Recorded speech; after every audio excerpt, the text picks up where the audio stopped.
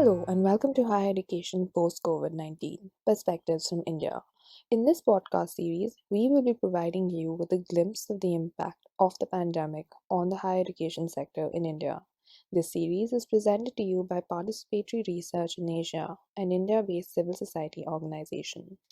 After witnessing the current pandemic and its effect on the higher education system, there's a dire need to ask ourselves what needs to change in the future.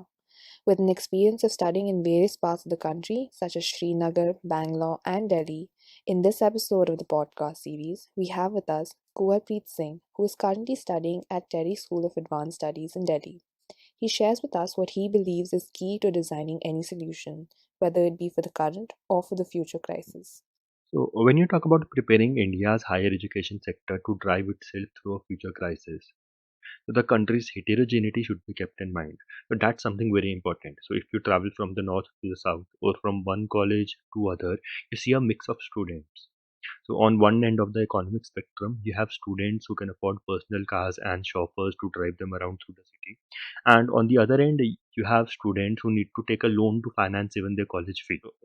For example, some colleges in Delhi are not very expensive. So the maximum fee being 10 to 15,000 per annum. So that's something which students like me spend per month.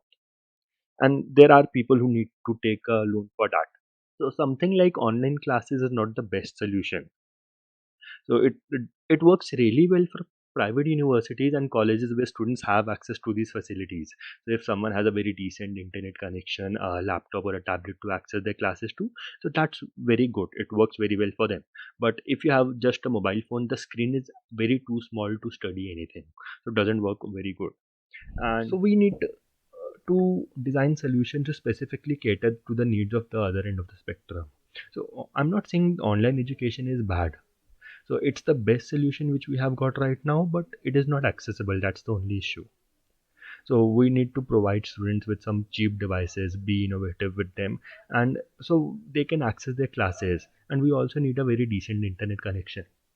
You cannot expect students to attend online classes without any of these two things. Also, we need to prepare for different kind of uncertain events in the future. So we never know what kind of event will happen next. Will it be some other disease or will it be a political conflict? So we need to design our solutions around the different catastrophes which can occur. So that the basis of any solution should be inclusivity.